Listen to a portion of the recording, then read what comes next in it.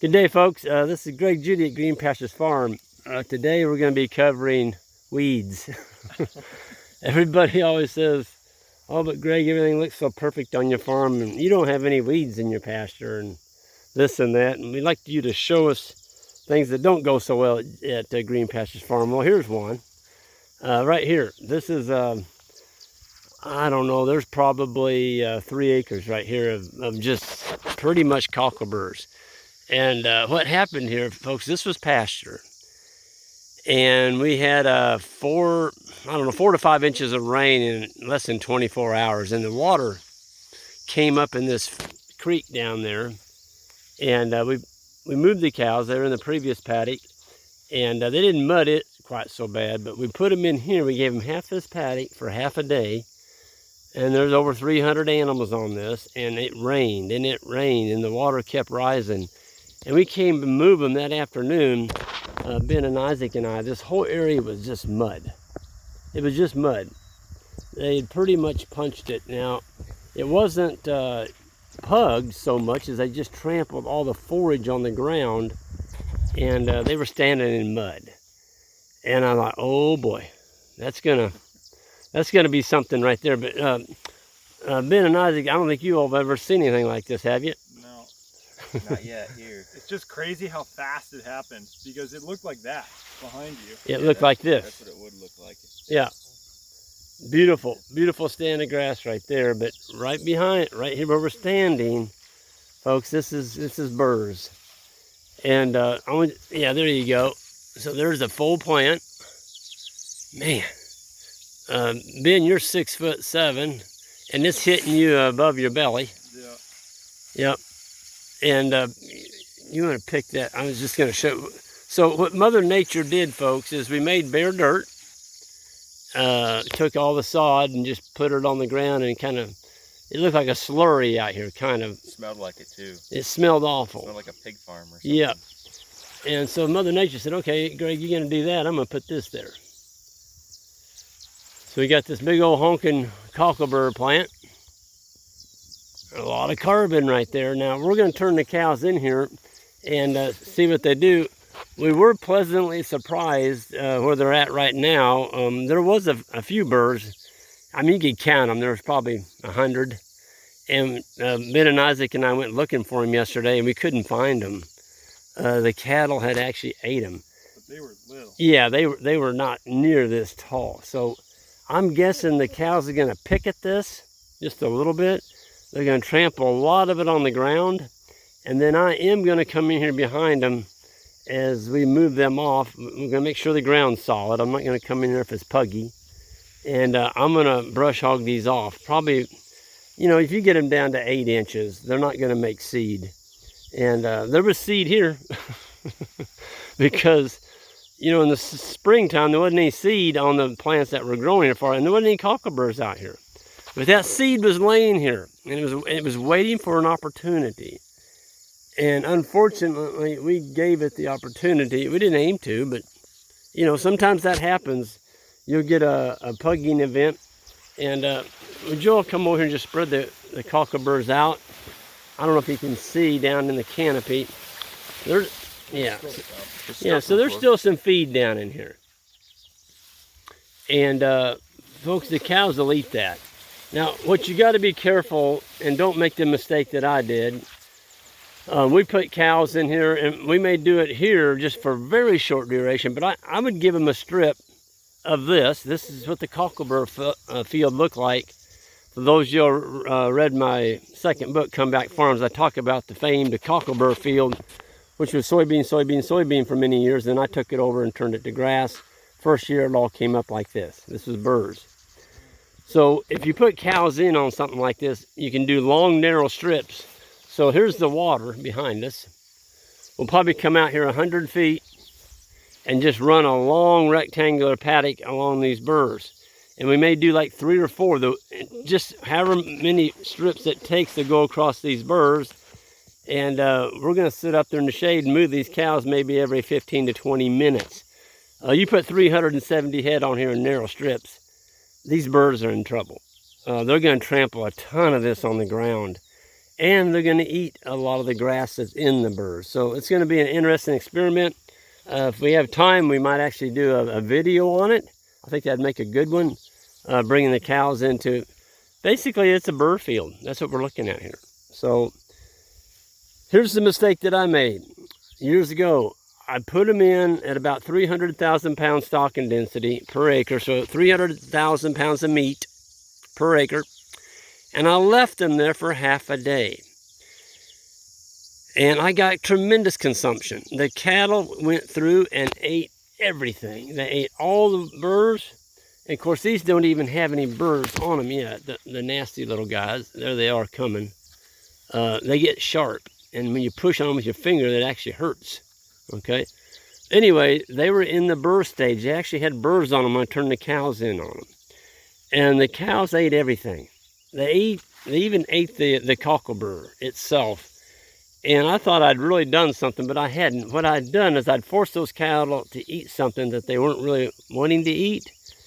And then they ate the grass that was under the burrs off to the ground. I mean, absolutely took it down to the ground. And so what I was doing, I didn't know it at the time, I was just trying to get rid of the burrs. What I was doing was giving the weeds, burrs, an advantage there, because I took the more palatable plants. The cattle ate all of them, and then they went after this burr. Okay, so if you stay focused on weeds, you'll always have weeds. But what we're going to do is let the animals come in and have a good diet and move them quicker. And so they'll still get some of this, but we're not going to let them take it down to the ground. We'll move them on to another chunk and another chunk and another chunk. Folks, there's a ton of green in here. I'm going to be curious, though. We may get pretty good consumption, and that's because the plants aren't mature. See, there's no burrs on them. So it's going to be real curious to see. You know, and all that's going to depend on our stocking density, how tight we put them. But here's some common ragweed right there. There's some common ragweed. There's some what we call barnyard grass in here. This is a really good one. They're going to go after that. There's clover down in there. I really think the cows are going to be pretty happy in here if we don't leave them in here too long in strips. But we could see this from the barn, the old barn site up on the hill. And this is the first time we came down here since we did it, because we've been gone for 60 days. But you can see it, and I'm like, yeah, that's cockleburrs. We were praying it was giant ragweed, but it's not. But that's the way it goes. That's the way grazing goes. You plan for the best, and sometimes you don't get the best. But it was really no fault of ours. We couldn't help it. I mean, the rains came. It pounded this field. You had to put them somewhere. But guys, do you all feel anything under your feet there as far as big holes? No, it's not pugged. It's not pugged, is it? Super minor. I mean, there's a footprint there. There's a footprint there, but there's no 6, 8, 10-inch deep holes. Mm-hmm. So the cattle didn't take the sod out, so to speak. They just made a slurry, and the cocklebur's like, oh boy, here we come. And folks, this happened about the end of May, 1st of June. Well, guess when the baby cocklebur likes to come up? 1st of June.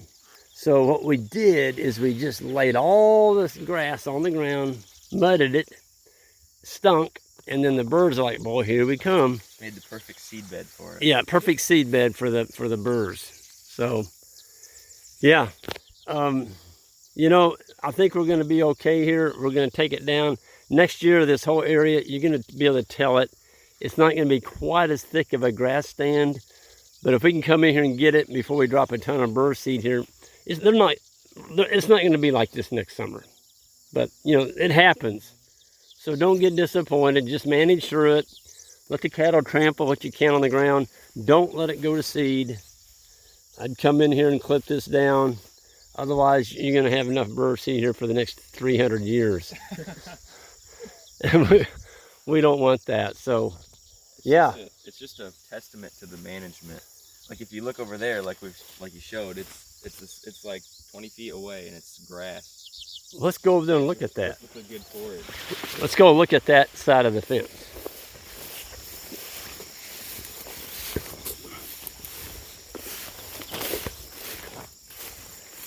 Wow.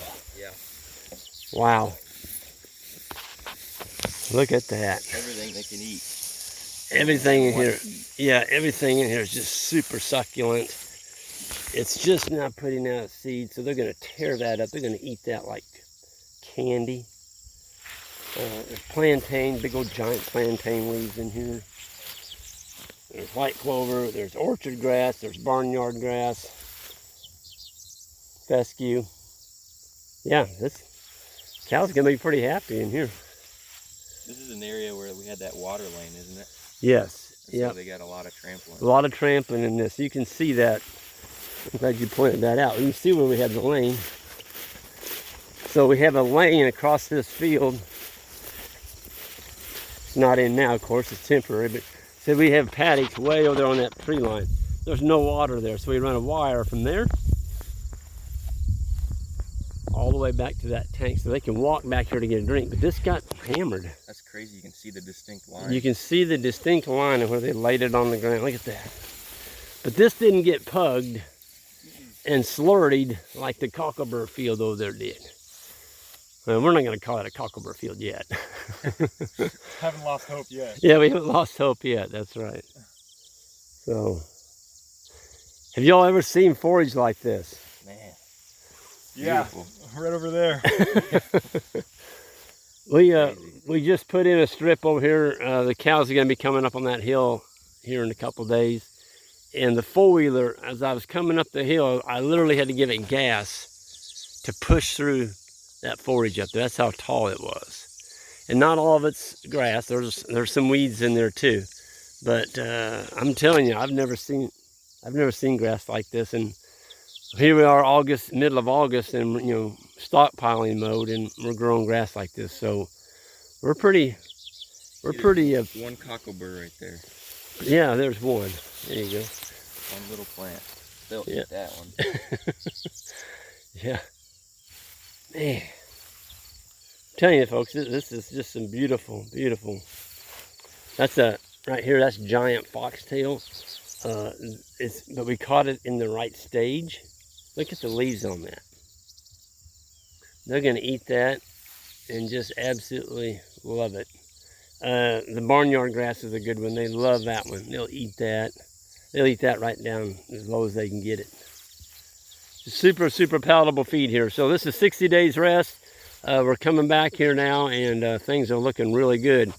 And with that, I'm going to sign off. You all hit that, you new people to the channel, hit the subscribe button and that like if you would, and we'll see you all down the road.